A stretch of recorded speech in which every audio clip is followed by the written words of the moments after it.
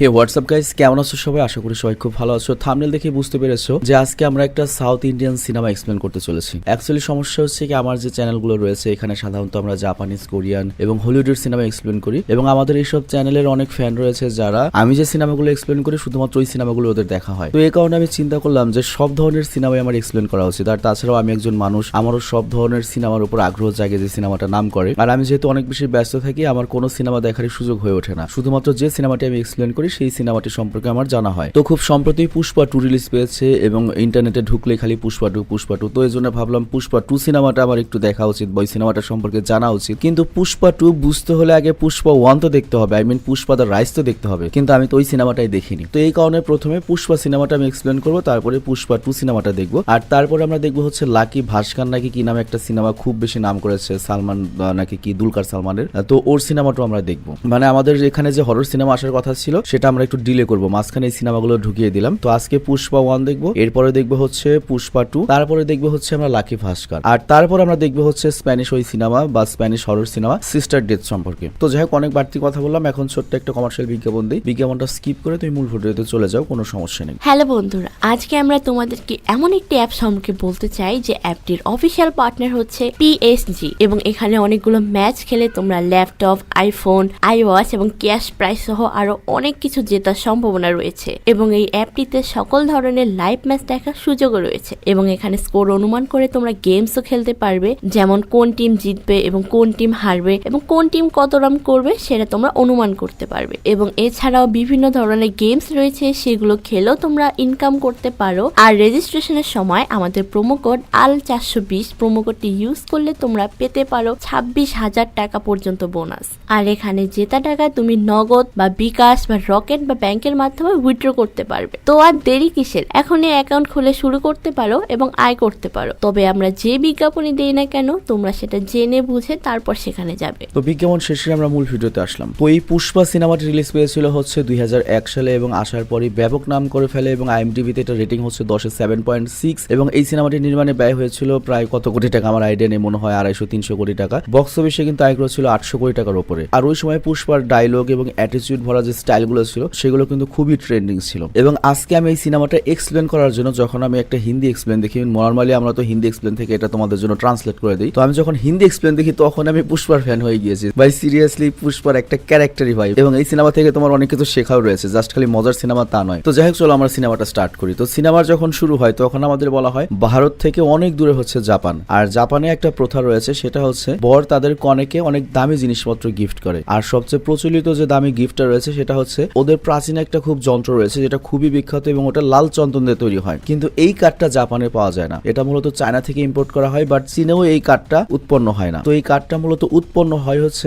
দক্ষিণ ভারতে। তো দক্ষিণ ভারতে এটা উৎপন্ন হয়, সেখান থেকে তোমার ওই চোরাচালানি করে সেটা নিয়ে যাওয়া হয় হচ্ছে চায়নায়, আর চায়না থেকে তারপর জিনিসটা যায় হচ্ছে জাপানে। এবং প্রায় সোনার দামে এই কাঠগুলো বিক্রি হয়, মানে এটাকে তুমি কাঠের সোনা বলতে পারো। তবে এই পুরো প্রসেসটাকে নিয়ন্ত্রণ করে সিন্ডিকেট নামের একটা দল, মানে এই চন্দন কাঠের একটা সিন্ডিকেট রয়েছে। তো যাই হোক, এরই সাথে আমাদের এই সিনেমার মূল চরিত্র পুষ্পাকে দেখানো হয়। সে তার ট্রাকে করে লাল চন্দন নিয়ে জঙ্গল থেকে পালাতে শুরু করেছে, এবং পুলিশ তাকে দৌড়ানি দিচ্ছে। কিন্তু এমন একটা সময় আসে যখন পুলিশ তাকে আটকেই ফেলে। তো পুষ্পা তখন বলে, তাহলে তোমরা 10,000 টাকা নেওয়ার কেসটা এখানে মিটমাট করে দাও। কিন্তু পুলিশ কোনো কথাই শুনে না, এখানে মারামারি শুরু হয়। তো তখন পুষ্পা মারামারি করতে ওদেরকে বলে, আচ্ছা ঠিক আছে 10,000 নয়, 20,000, না হয় 30,000, না হয় 40,000, অন্তত 50,000 রাজি হয়ে যাও। কিন্তু পুলিশ তাও ওর একটা কথাও শুনে না, এবং ওকে মারতে মারতে গাইতে তোলে। তো তখন পুষ্পা বলে 1 লাখে চলবে, কিন্তু কোনো পুলিশের কোনো কথা শুনে না। আর তখন পুষ্পা বলে, তোমরা কি ভেবেছো আমি তোমাদের সবাইকে 1 লাখ টাকা দিতে চেয়েছি? না না না, আমি তোমাদের এক একজনকে 1 লাখ করে টাকা দেওয়ার কথা বলেছি। তো বুঝতেই পারছো টাকা দেখলে পুলিশ থামবে না, আর কি থামবে। তো পুলিশ গায়ে থেকে নেমে যায়, আর পুলিশ বলে, ভাই তুই আসলে কে? তখন আমাদের পুষ্পা বলে, আমার নাম পুষ্পা, তবে আমাকে পার্সোনালি তোমার চেনার প্রয়োজন নেই, তোমরা নিজের কাজে মাথা খাটাও, শুধুমাত্র আমার নামটা মনে রেখো, আমার নাম হচ্ছে পুষ্পা। তো এখানে আমরা বুঝতে পারি পুষ্পা ভীষণ পাওয়ারফুল একজন লোক, মানে হ্যাডাইমা লোক। কিন্তু এত হ্যাডাম এত পাটর কই থেকে হলো? তো এরপর কাহিনী নিয়ে যাওয়া হচ্ছে 1 বছর আগে, যখন পুষ্পা একটা মিলের সাধারণ কর্মচারী ছিল, মানে কামলা ছিল আর কি। তবে তার অ্যাটিটিউড ছিল মনে করো যে আকাশচুম্বী, বিলিয়নার। তো যাই হোক, ও বিরতিতে পায়ের উপর পা রেখে চা খাচ্ছিল, বাট তখনই মিলের মালিক সেখানে পৌঁছে যায়। আর পুষ্পাকে দেখে মিলের মালিক ম্যানেজারকে জিজ্ঞাসা করে, এই হারামজাদাটাকে যে আমার সামনে পায়ের উপর পা তুলে বসে রয়েছে, ওকে আদব কায়দা কিছু শেখাও। তো এরপর ম্যানেজার পুষ্পার কাছে আসে এবং বলে, মালিকের সামনে এভাবে বসে থাকতে হয়? সে তো অনেক রেগে গিয়েছে। কিন্তু আমাদের পুষ্পা অ্যাটিটিউডের সাথে ম্যানেজারকে বলে, ডান পাও আমার, বা পাও আমার, তাহলে মালিকের এত প্রবলেম কেন? আমি যা করি আমার পরিশ্রম দিয়ে করি, আমার পরিশ্রমের টাকা দিয়ে আমি চা আর রুটি খাচ্ছি, আর আমার কাজের ধরন যদি তোমার পছন্দ না হয় তাহলে তোমার কাজের ধরন আমার পছন্দ না, তোমার কাজ তুমি নিজেই সামলাও। আর ওর কথাগুলো দূর থেকে ওই মালিকের যে খাস চাকর যার নাম হচ্ছে কেশব সে শুনতে পায়, আর তখন এই কথাটার মনে ধরে যায় যে শালার কি অ্যাটিটিউড, আমারও মনে হয় মালিক পরিবর্তন করা উচিত। তো এরপর থেকেও পুষ্পার সাথেই থাকতে শুরু করে। আর এদিকে আমরা দেখি পুষ্পার মায়ের গ্রামে ঋণ ছিল, তো যে ঋণ দিয়েছে মনে করো মহাজন, সে সবসময় মনে করে সে টাকা চাইতে থাকে, কবে আমার টাকা দেবে, কবে আমার টাকা দেবে, 1 মাস হয়ে গেল এখনো ঋণ পরিশোধ করলে না। তো এটা দেখে পুষ্পার অনেক মাইন্ডে লাগে এবং পুষ্পা কর মহিষটি মাত্র 5,000 টাকায় বিক্রি করে ওর মায়ের লোন পরিশোধ করে। আর এখানে একটা মজার কথা বলি, ইন্ডিয়াতে কিন্তু গরু মহিষের দাম আসলেই অনেক কম। তুমি এখানে যে গরুটা তুমি 1.5-2 লাখ টাকা দিয়ে কিনবে, ইন্ডিয়াতে তুমি ইজিলি ওই গরু 30-35 হাজার টাকায় পেয়ে যাবে। তো যাই হোক, ওই টাকাটা পরিশোধ করার পরে পুষ্পা ওই মহাজনকে বলে, আমার মা যখন তোমার কাছে ঋণে ছিল গ্রামের সবার সামনে আমার মায়ের কাছে টাকা তো চাইতে, আমার মাকে অনেক অপমান করতে, তাহলে যেহেতু এখন ঋণ পরিশোধ করে দিয়েছে তাহলে গ্রামের সবার সামনে তোমাকে বলতে হবে যে পুষ্পা ওর মায়ের ঋণ পরিশোধ করে দিয়েছে, তোমার কাছে আর আমরা ঋণ নেই। মানে কি পাঠ। বাট মহাজন ওই কথা শুনে রেগে যায় এবং যেতে যেতে পুষ্পাকে বলে, তোর এই হ্যাডাম হয়তো আর পতনের কারণ হবে, নয়তো তোকে রাজা বানিয়ে ছাড়বে। ভাই সিরিয়াসলি এই ওয়ার্ডটা আমার সবচেয়ে বেশি ভালো লাগছে। তো যাই হোক, পরের দিন পুষ্পা যখন কাজের জন্য অপেক্ষা করছিল তখন ওর সামনে 2টা গাড়ি এসে দাঁড়ায়। তো একটা গাড়ি ছিল 100, অন্যটা গাড়ি ছিল 1000-এর। তো পুষ্পা তখন কেশবকে জিজ্ঞাসা করে এই 2টা গাড়ির মধ্যে পার্থক্য কি। তখন কেশব বলে 100-র মধ্যে গেলে শৃঙ্খলার মধ্যে থাকবে আর 1000-এর মধ্যে গেলে সুবিধার মধ্যে থাকবে, কিন্তু এটাতে জীবনের ঝুঁকি রয়েছে, মানে ওটার ইনকাম বেশি। তো পুষ্পা তখন কোন রকম কিছু না ভেবে মনে করো 1000-এর গাড়িতে উঠে বসে। মানে এখানে মূলত শ্রমিক নেওয়া হচ্ছে, মনে করো ওরা কামলা ওখানে থাকবে, যার যেরকম শ্রমিক দরকার ওখান থেকে নিয়ে যাবে। আর 1000-এর শ্রমিক মানে হচ্ছে হয়তো বুঝিয়েছে যে 1000 টাকা দেবে আর কি, এরকম একটা কিছু, কিন্তু রিস্ক আছে কাছে। তো যাই হোক, ওই গাড়ি পুষ্পাকে মাদ্রাজের একটা জঙ্গলের দিকে নিয়ে যায়। আর এই শ্রমিকদের নিয়ে ওরা করে কি লাল চন্দন কাঠ অবৈধভাবে কাটাচ্ছে। আর জঙ্গলের বাইরে একজন দাঁড়িয়ে রয়েছে যার কাজ হচ্ছে সবসময় নজর রাখা, মানে পুলিশের গাড়ি দেখলেই সে শীষ বাজিয়ে সবাইকে সতর্ক করে দেবে। তো এরকম একটা টাইমে পুলিশের গাড়ি আসে, সে শীষ বাজিয়ে সবাইকে সতর্ক করে দেয়। আর তখন সকল শ্রমিক ভয়ে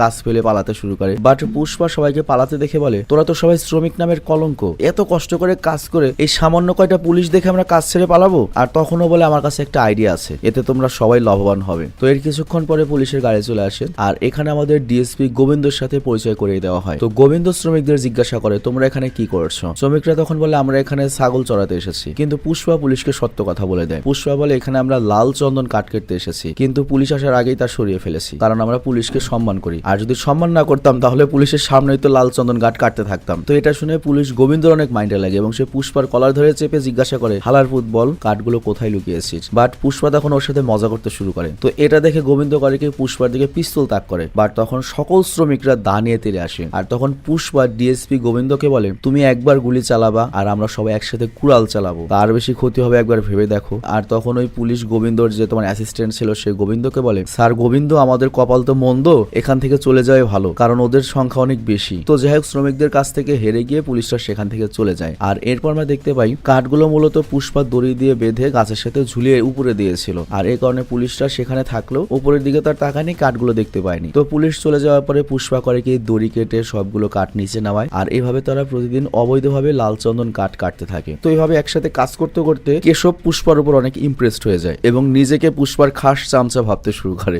এবং তখন থেকে সে সবসময় সিদ্ধান্ত নেয় পুষ্পার সাথে থাকবে। তো যাই হোক, একদিন কাঠ কাটা শেষে শ্রমিকরা তাকে টাকা তুলছিল আর ওই সময় গোবিন্দ তার পুলিশ ফোর্স নিয়ে জঙ্গলে চলে আসে এবং সবাইকে আত্মসমর্পণ করতে বলে, কিন্তু এবার সে অনেক বেশি পুলিশ ফোর্স নিয়ে এসেছিল। তো তখন পুষ্পা একটা পাথর করে কি পুলিশের দিকে ছুড়ে মারার সাথে সাথে বাকি সব শ্রমিকরাও পুলিশদের দিকে পাথর ছুটতে শুরু করে। আর কিছুক্ষণ পর পুলিশ যখন গুলি চালায় তখন শ্রমিকরা ভয় পালাতে শুরু করে, কিন্তু পুষ্পা করে কি না পালিয়ে যে ট্রাকে ওই কাঠগুলো ছিল সেই ট্রাক নিয়েই পালিয়ে যায়। তো পুলিশ ওর পিছু করে, কিন্তু কিছু দূর ট্রাক নিয়ে যাওয়ার পরে ট্রাক গায়েব হয়ে যায় এবং ওরা খালি পুষ্পাকে দেখতে পায়। মানে পুষ্পা নিজে ইচ্ছা করে পুলিশের গাড়ির সামনে চলে এসেছে। তো পুলিশ গাড়িতে তুলে পুষ্পাকে জিজ্ঞাসা করে, ট্রাক কোথায় রেখেছিস? পুষ্পা বলে, এখানে কথা বলবো নাকি, বাকি কথা থানায় গিয়ে বলা যাক। তো এই কথা বলেও নিজে অ্যাটিটিউডের সাথে পুলিশের গাড়িতে উঠে বসে। ভাই সিরিয়াসলি। তো এরপর আমরা দেখতে পাই থানায় বেঁধে পুলিশ তো পুষ্পাকে ইচ্ছা মতো কেলাচ্ছে এবং পুলিশ ওকে জিজ্ঞাসা করে, তুই কাঠ কোথায় লুকিয়েছিস? পুষ্পা তখন বলে, আমি যদি বলে দেই তাহলে আমার মালিক আমাকে ছাড়বে না। পুলিশ তখন জিজ্ঞাসা করে, তোর মালিককে, মালিকের নাম বল। পুষ্পা তখন বলে, আমার মালিক আবার কে? আমি নিজে আমার মালিক, অন্য কারো কি সামর্থ্য আছে যে আমার মালিক হবে? তো পুলিশ তখন রেগে গিয়ে আরো মারতে থাকে আর মারতে মারতে সকল পুলিশই হাঁপিয়ে যায়, তবে তারপরেও পুষ্পা মুখ খোলে না। তো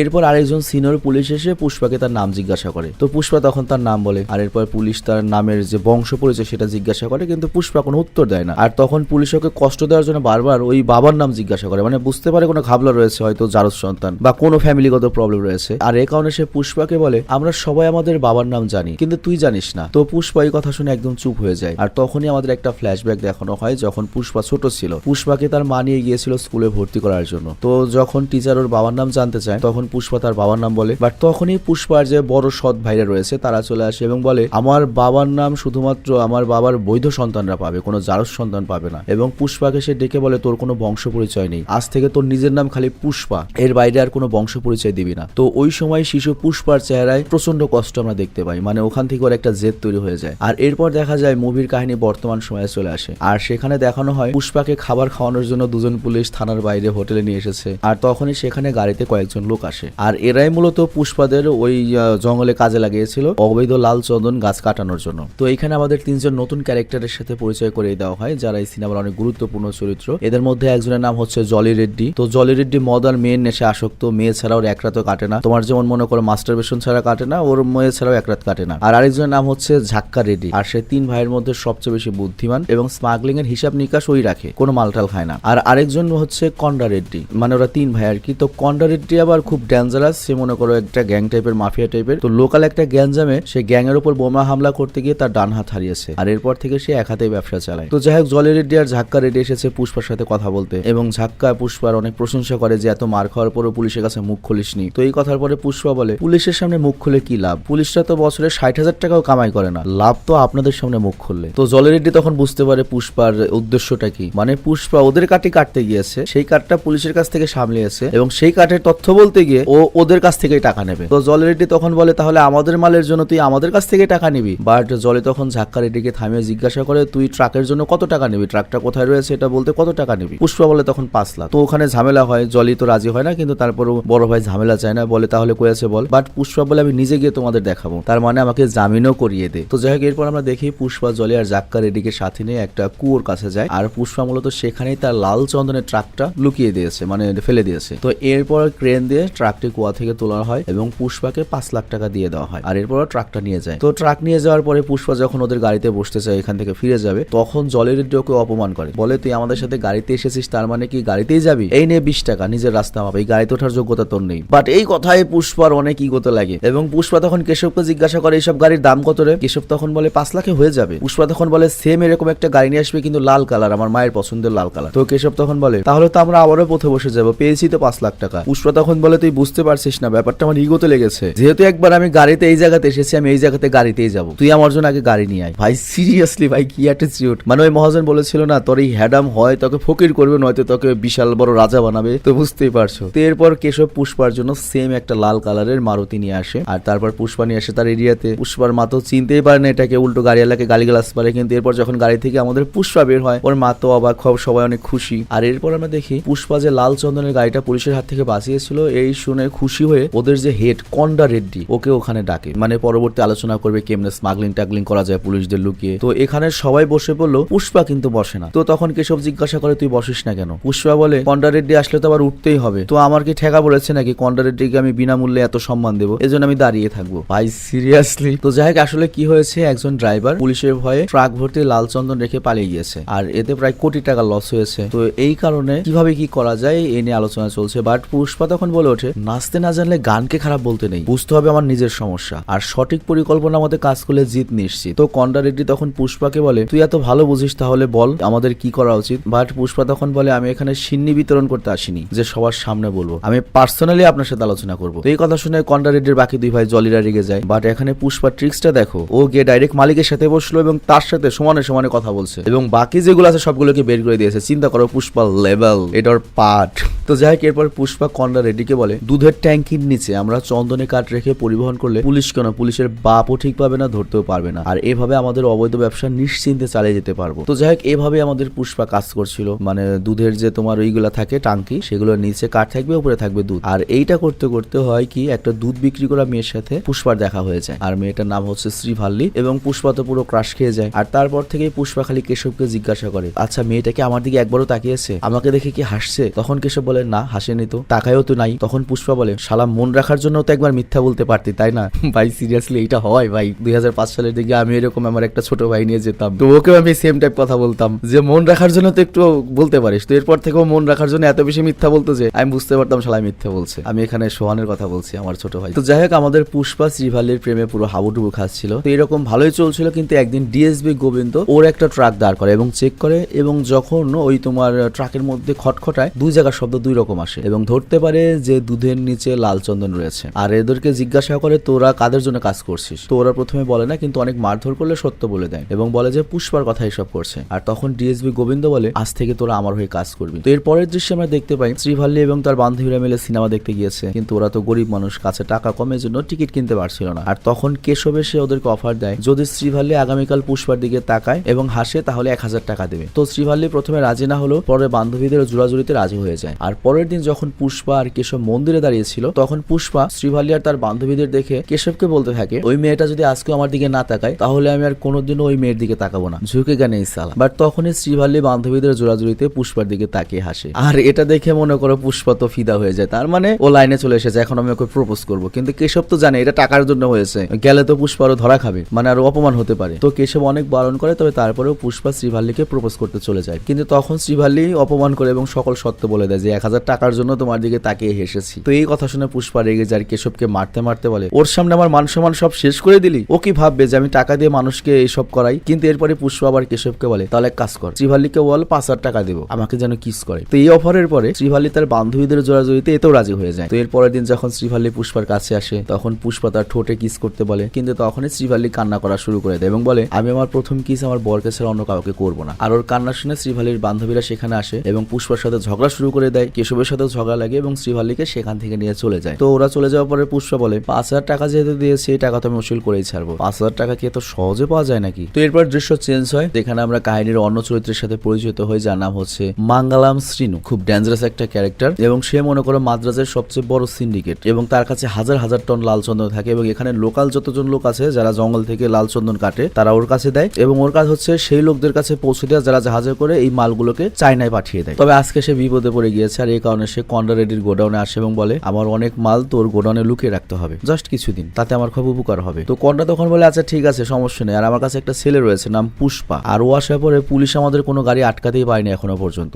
আর তোর এই কাজও সামনে নেবে, চিন্তার কিছু নেই। তো এখানে একটা মজার কথা বলি, পুষ্পার গাড়ি যে ধরা পড়েছে এটা কিন্তু এখনো জানাজানি হয়নি। গোবিন্দ যে পুষ্পার গাড়ি ধরেছে ওর লোকজনদেরকে ধরেছে ভয় দেখিয়ে হাত করে নিয়েছে, এটা কিন্তু এখনো কন্ডা রেড্ডি বা পুষ্পাও যায় না। তো গোবিন্দ তো সবই জানে কখন কি হবে। তো এ কারণে লাল চন্দন হাতে নাতে ধরার জন্য গোবিন্দ এখানে পুলিশ ফোর্স নিয়ে চলে আসে, কিন্তু ওদের আসার খবর আগেই পুষ্পা জেনে যায় এবং সকল কাঠ তোমার ড্যাম থেকে বা তোমার ওই যে বাঁধ থেকে পানিতে ফেলে দেয় এবং ওগুলো সব স্রোতের সাথে যেতে লাগে। আর তারপর কেশবকে দিয়ে টাকা দিয়ে ইঞ্জিনিয়ারকে বলে আবার মনে করে যে সুইচ গেট বন্ধ করে দেয়। তো এর ফলে যেটা হয় কাঠও সেখানে নেই, কিন্তু কাঠটা ভেসে চলেও যায়, আটকা পড়ে যায়, কিন্তু পুলিশ এসে কোনো কাঠ খুঁজে পায় না। তবে এই কৌশলে এত টাকার কাঠ বাঁচানোর কারণে পুষ্পার কদর এবং বুদ্ধির দাম আরো বেড়ে যায়, মানে এত কোটি টাকার কাঠ বাঁচিয়েছে। আর এই কারণে একটা অনুষ্ঠানের আয়োজন করা হয় এবং এখানে অনেক বড় বড় পুলিশ অফিসার রাজনৈতিক নেতারা এসেছিল যারা এই সিন্ডিকেটের হয়ে কাজ করে। তবে এই পার্টিতে পুষ্পা জানতে পারে যে মঙ্গলাম শ্রীনু মানে যার কাঠও বাঁচালো ও 1 টন কাঠ চেন্নাইতে কোটি টাকার উপরে বিক্রি করে, কিন্তু কন্ডা রেড্ডিদের কাছ থেকেও 1 টন কাঠ কেনা হচ্ছে 25 লাখ টাকায়। আর শুধুমাত্র একাই সিন্ডিকেটটা নিয়ন্ত্রণ করে, মানে এই এলাকার যত চন্দন ও একাই এটা ট্রান্সফার করতে পারবে, আর কেউ পারবে না। তো পুষ্পা তখন কন্ডা রেড্ডিকে বলে 75 লাখ টাকা এত টাকা নিজের কাছে রেখে দেয় কেন? কন্ডা তখন বলে আমি কিছু বলতে পারবো না, তুই নিজে গিয়ে মঙ্গলাম শ্রীনুকে বল টাকা বাড়িয়ে দিতে, আর ও যদি এতে রাজি হয় তাহলে ঠিক আছে, কিন্তু যদি কোনো ঝামেলা হয় আমি কিন্তু তোকে চিনি না, মানে বিষয়টা বুঝো, কেউ মঙ্গলাম শ্রীনুর সাথে ঝামেলা করবে না, মানে ওর টাকা বেশি। তো পুষ্পা হয়তো রাজি হয় না, কারণ ও জানে মঙ্গলাম শ্রীনুর সাথে ঝামেলা হলে ও কুলাতে পারবে না। তবে তারপরেও কন্ডারাম বলে ঠিক আছে দেখে কি করা যায়। তো পরের দৃশ্যে আমরা দেখি পুষ্পা শ্রীভাল্লিকে ভুলতে পারছিল না, ওর মনে খালি একটা কথাই ছিল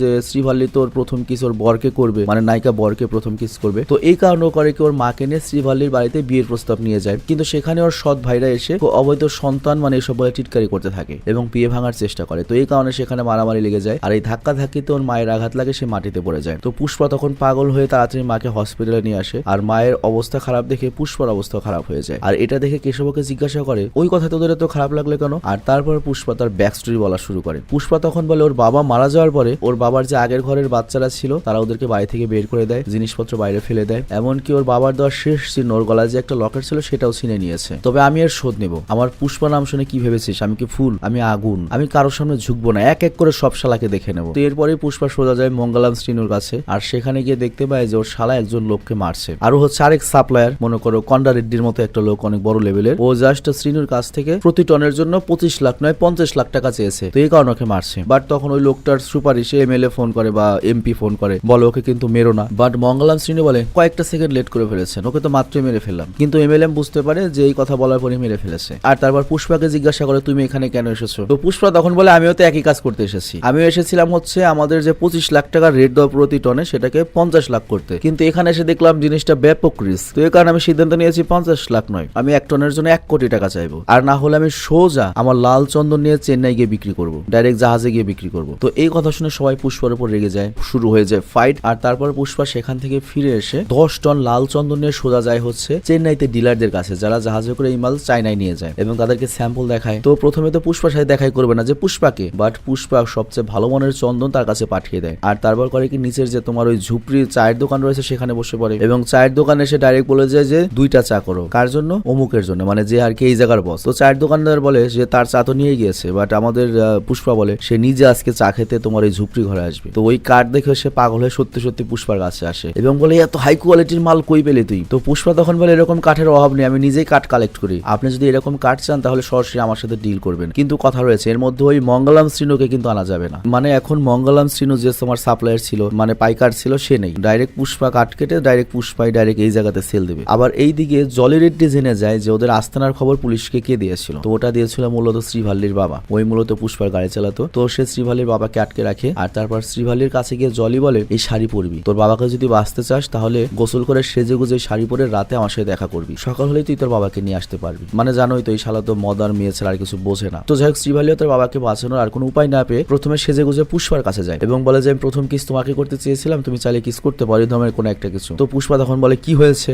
তো শ্রীভাল্লি তখন সব বলে দেয় যে তুমি আমার প্রথম ভালোবাসা এবং এই ঘটনা ঘটেছে। তো পুষ্পার এটা শুনে তো মনে করে টেম্পার হাই হয়ে যায়। ও করে কি শ্রীভাল্লিকে নিয়ে জলি রেড্ডির কাছে যায় এবং ওকে ধরে ব্যাপক খেলাতে থাকে এবং ওকে যখন মেরেই ফেলবে তখন কেশব আসে এবং বলে দাদা পুষ্পা ওকে আর মারিস না, তাহলে মরে যাবে। আর এরপর আমরা দেখি শ্রীভাল্লির বাবাকেও ছাড়িয়ে নেয়। আর তারপর কেশব বলে কিন্তু ওকে যদি আমরা ছেড়ে যাই তাহলে তো আমরা ফেসে যাবো, ও তো সবাইকে বলে দেবে। কিন্তু জলি রেড্ডিও কম না, সে বলে এই ঝামেলা আমার আর পুষ্পার মাঝে, আমার ভাইদের লাগবে না, এটার প্রতিশোধ আমি নিজেই নেব। কিন্তু এটা শুনে পুষ্পা বলে খুব ভালো লাগলো, তুই পুরুষের মতোই কথা বলেছিস, কিন্তু এরপরে যখন তোরা আবার লড়াই করার মতো অবস্থা হবে তখন আসিস লড়াই করতে, আমি রেডি আছি। কিন্তু আজকে আমি তোকে বুঝিয়ে দিয়ে গেলাম যে তুই কার দিকে নজর দিয়েছিলি। তো এই ঘটনা যেটা হয়, আমাদের শ্রীভাল্লি নায়িকা নায়কের প্রেমে পড়েছে এবং তারপর ন্যাংটা ট্যাং ট্যাং ট্যাং করতে করতে গান গাইতে শুরু করে। তো যাই হোক এরপর বড় ভাই কন্ডা রেডি যায় হচ্ছে ছোট ভাই ওই জলি রেড্ডিকে দেখতে, মানে আমাদের পুষ্পা যাকে মেরে এসেছে, এবং জিজ্ঞাসা করে এই হালকে করেছে, কিন্তু কেউ কোনো উত্তর দেয় না। কিন্তু একজন তখন বলে যে ওই রাতে শ্রীভাল্লি মানে ওই মেয়েটা এসেছিল, সে তার বাবাকে ছাড়িয়ে নিয়ে গিয়েছে। আর এই কথা শুনেই কন্ডা রেড্ডি বুঝতে পারে কি এই কাজটা করতে পারে এবং ওই লোকটাকে ছুরি মেরে দেয় আগে। আর এইদিকে দেখানো হয় কেশব আর পুষ্পা বলা বলি করছিল জলি রেড্ডির যে হাল আমরা করেছি, কন্ডা রেড্ডি তো এটার প্রতিশোধ আমাদের উপর নিবে, আমাদের তো ছাড়বে না। বাট তবে এখানে একটা বিষয় লক্ষ্য,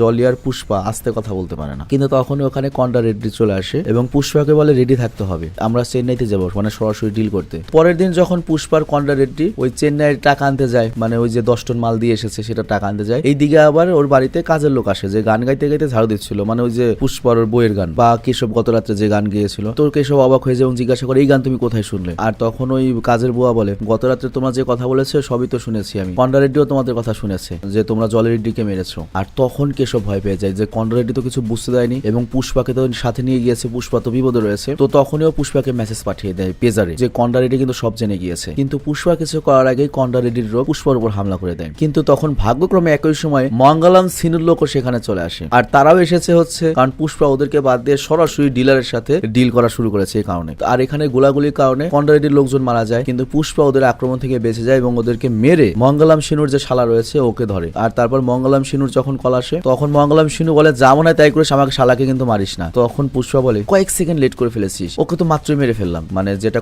মঙ্গলাম সিনু করেছিল সেটা পুষ্পা করে দেয়, বস লেভেলের একটা ব্যাপার। তো যাই হোক এরপরে পুরো গ্রামের শোকের ছায়া পড়ে যায়, কারণ কন্ডা রেড্ডি অনেক নামিদামি মানুষ ছিল, অনেক গণ্যমান্য জঘন্য ব্যক্তিরা এখানে এসেছে, নেতা মেতারা, মঙ্গলাম সিনু এসেছে। আর তারপর সে পুষ্পা কন্ডা রেড্ডি এবং জলি রেড্ডির ভাই জাকা রেড্ডিকে বলে তোমরাই আমার শালাকে মেরেছো, আরো লাশ কোথায় সেটা আমাকে বলো। আর পুষ্পা যে সিন্ডিকেটের লোকদের সাথে প্রতারণা করেছে সেটার বিচার চাই আমি। এটা আমাদের কাজ ছিল যে লাল চন্দন নিয়ে আমরা চেন্নাইয়ে মর্গানের সাথে ডিল করবো, কিন্তু পুষ্পা কেন এসবের মাঝে আসলো? আর তখন পুষ্পা করে কি এমএলএ কে বা এমপি কে 3 কোটি টাকা দেয় এবং বলে এই নেন আপনার 3 কোটি টাকা কমিশন। আর এরপর সিন্ডিকেটের জায়গায় যদি মঙ্গলম সিনের বদলে আমি চলে আসি, সবাইকে এরকম করে বেশি বেশি টাকা দিতে পারবো। আমার উপর একবার বিশ্বাস তো করে দেখেন। আর আমার আন্ডারে কোনো কাটকি পুলিশ আজ পর্যন্ত ধরতে পেরেছে? তো এখানে এমপিও বলে পুষ্পার কথা তো ঠিক, এত টাকা তো বাপের জন্য চোখে দেখি নাই। মানে বুঝতেই পারছো 25 লাখ টাকা দেয়, সেখানে কোটি টাকার ব্যাপার। তো এরপর ওই মঙ্গলম সিনুর জায়গায় পুষ্পাকে সিন্ডিকেটের হেড করা হয়। আর তারপর পুষ্পা দুষ্টুমি করে মঙ্গলমকে বলে দেয় যে তুই তোর শালা লাশের উপর বসে রয়েছিস, মানে ওই কফিনের উপর। তো এইভাবেই শুরু হয় হচ্ছে পুষ্পার সাথে মঙ্গলমের ফাইট। কিন্তু ততক্ষণে পুষ্পা অনেক বড় মাপের হয়ে গেছে, মানে পুষ্পাই তখন মঙ্গলমের পর্যায়ে চলে এসেছে। চারদিকে খালি পুষ্পা পুষ্পা পুষ্পা, অনেক ভালো দিন যাচ্ছিল পুষ্পার। কিন্তু তখনই পুষ্পাকে আটকাতে এই সিনেমাতে চলে আসে আরেকটা lead character SP Bhanwar Singh, Fahadh Faasil নামে একজন অ্যাক্টর, সাউথের অনেক নাম করা একটা অ্যাক্টর আর কি। আর সে এসেছে ডিএসপি গোবিন্দর বদলে। তো পুষ্পা ভেবেছিল হয়তো গোবিন্দর জায়গায় যে পুলিশ এসেছে মানে ভানোয়ার সিং, তার সাথে টাকার ব্যাপারে ডিল করে নিলে কোনো সমস্যা হবে না। তো এরপর পুষ্পা করে কি এসপি ভানোয়ার সিং এর কাছে 1 কোটি টাকার একটা বিয়ের কার্ড নিয়ে যায়, কারণ শ্রীভালির সাথে বিয়ে ঠিক হয়ে গিয়েছে। তো পুষ্পার লোকজন করে কি এসপি ভানোয়ার সিং কে টাকাগুলো দেয়। কিন্তু এখানে ভানোয়ার সিং এর কিন্তু পাটও সেই, মানে দ্বিতীয় পুষ্পা, শালা 1 কোটি টাকা একটা একটা করে গুনে, মানে পুষ্পাকে দেরি করায় এবং তারপর বলে টাকা কম মনে হচ্ছে এবং সে পুষ্পার লোককে টাকা দেয় এবং আবার টাকা গোনায়। তো টাকা গুনোর আবার এসপি কে দেয়, বাট এসপি আবার বলে টাকা কম মনে হচ্ছে। তো অ্যাকচুয়ালি পুষ্পা মূলত প্রথমে গিয়ে একটু পার্ট বেশি নিয়েছিল, যেটা এসপির পছন্দ হয়নি। তো যাই হোক এই এসপি পুষ্পার বাবা মার সম্পর্কে জানতো, আর এই জন্য সে পুষ্পাকে অপমান করার জন্য বলে যে দেখ তুইও শার্ট পরেছিস আমিও শার্ট পরেছি, দুইটাই সাদা রঙের, কিন্তু আমার শার্টের নিচে লোগো রয়েছে, মানে একটা ব্র্যান্ড রয়েছে, কিন্তু তোর শার্টে কোনো ব্র্যান্ড নেই। তো এরকম কিছু মানুষও রয়েছে যাদের বাবা মায়ের কোনো পদবি থাকে না আর তারা কখনো ব্র্যান্ড হতে পারে না, আর যার বৃত্তি পরিচয় নেই তার কোনো মূল্যও নেই। মানে পুষ্পাকে প্রচন্ড অপমান করা হচ্ছিল আর পুষ্পা এগুলো মুখ বুঝে সহ্য করছিল। আর তারপর পুষ্পা সহ্য করতে করতে করে কি হাতের মুষ্টি করে ফেলে। মানে এই পয়েন্টে তোমাকে কিন্তু রিয়েল লাইফের একটা জিনিস শিখতে পারো যে যখন অপমানিত হচ্ছ তখন কুল ডাউন থাকাটাই সবচেয়ে বুদ্ধিমানের কাজ। জাস্ট চুপ হয়ে যাও, ও বলতে থাক বলতে থাক বলতে থাক, সময় তো আসবে সময় ঘুরবে, মানে এরকম একটা ব্যাপার পুষ্পার। তো যাই হোক এসপি তখন আরো রেগে যায় এবং পুষ্পাকে বলে হাতের মুঠ খুল, এটা আমার থানা, আমার থানায় খালি আমি একা হাত মুঠ করে রাখতে পারবো, আর তুই আমাকে ঘুষ দিতে এসেছিস, আমি যদি তোকে এখন অ্যারেস্ট করি তোর 3 বছরের জেল হবে, তোর বিয়েও আটকে থাকবে, তার মানে তোর বিয়েটাও এখন আমার হাতে, মানে আর এরকম আরো টিটকারি করে কথা বলে। তো এই কথা শুনে পুষ্পা অনেক রেগে যায়, কিন্তু ওর মায়ের জন্য চুপ করে থাকে, কারণ ওর মা বিয়ে উপলক্ষে অনেক খুশি, মাকে কষ্ট দিতে চায় না। ওর আগে খালি হাত মুষ্টিবদ্ধ করে, কিন্তু এসপি আবারও বলে মুষ্টি খোল, আর এরপর পুষ্পার হাতের মধ্যে পিস্তল দিয়ে গুলি করতে চায়। তো এতগুলো কথায় পুষ্পা বুঝতে পারে যে এসপি ভানোয়ার সিং আসলে কি চায় বা ডিএসপি ভানোয়ার সিং কি চায়। তো তখন পুষ্পা বলে স্যার আপনার জন্য 1 কোটি টাকা এনেছি। আর এই কথা বলে ভানোয়ার সিং বলে হ্যাঁ এই জিনিসটারই কমতে ছিল, তুই আমাকে এখন থেকে স্যার বলবি, তাহলে তুই শৃঙ্খলার সুবিধার মধ্যে থাকবি, তোর বিয়েতেও কোনো বাধা আসবে না। আর এরপর থেকে আমি ঠিক করব কত টাকা নেবে, কখন আমার টাকা লাগবে সেটা আমি ঠিক করব, কখন ডিল করবি, কখন মাল যাবে, এগুলো সব আমি হ্যান্ডেল করবো, বুঝতে পেরেছিস, যা এখান থেকে বিদায় হ। আর তারপর পুষ্পা যখন ফিরে আসছিল তখন একটা টাকার বান্ডিল পুষ্পাকে ছুঁড়ে মারে এবং বলে এটা দিয়ে একটা ব্র্যান্ডের কাপড় কিনে নিস। তো যাই হোক এতদিন পর্যন্ত কিন্তু পুষ্পার কোনো বস ছিল না, পুষ্পা আভি ঝুঁকে গানেই, মানে ঝুঁকে গানেই সালা। কিন্তু এই নতুন ডিএসপি আসার পরে পুষ্পা একেবারে লাগে যেন ওর গোলাম হয়ে যায়, যা বলে তাই, যখন কল করতো তখনই ছুটে যেত, যখনই চাইতো তখনই টাকা দিত, মানে একেবারে গোলাম হয়ে গিয়েছে আমাদের পুষ্পা। বাট রাখো মিয়া, পুষ্পা এত বোকাও নয়, প্রয়োজনে যে গর্ত ঢুকতে পারবে, প্রয়োজনে যে দৌড়াতে পালাতে পারবে, পরবর্তীতে দৌড়ানি তো সেই দিতে পারবে। তো যাই হোক এরই মধ্যে পুষ্পার বিয়ের দিন আসে, বিয়ের আসর পুরো রেডি, কিন্তু আমাদের পুষ্পা ওই ডিএসপির কথায় তার সাথে পাহাড়ে বসে মদ খাচ্ছিল, খালি তারা দুজনেই ছিল, মানে পুষ্পা তার একবারে খাস লোক হয়ে গিয়েছে। আর মদ টদ খেয়ে মোটামুটি নেশা ওঠার পরে তখন পুষ্পা বলতে থাকে ওই পুলিশ স্টেশনে ওর সাথে কি ঘটেছিল, যে আমার মাকে নিয়ে আমার বউকে নিয়ে কেউ খারাপ কথা বলেছে, মানে হাসতে হাসতে বলতে থাকে। আর তারপর পুষ্পা ডিএসপির হাত থেকে পিস্তল এবং বলে ওই দিন আমার হাতে এরকম মুষ্টিবদ্ধ ছিল, আমার এই হাতে গুলি লাগার কথা ছিল কিন্তু গুলি লাগেনি, কিন্তু আজ লাগবে। আর এই কথা বলে ও করে নিজের হাতে মুষ্টি করে গুলি মারে এবং ওই হাতের রক্ত শার্টের পেছনে লাগিয়ে বলে তুই আমাকে সেদিন ব্র্যান্ডের কথা বলেছিলি না, এই দেখ আমার বাবার রক্ত আমার শরীরে বইছে আর এটাই আমার ব্র্যান্ড। আর তখন তো ডিএসপি ঘাবড়ে যায় এবং বলে এই শালা তো মাস্টার মাইন্ড পুষ্পা। তো এরপর পুষ্পা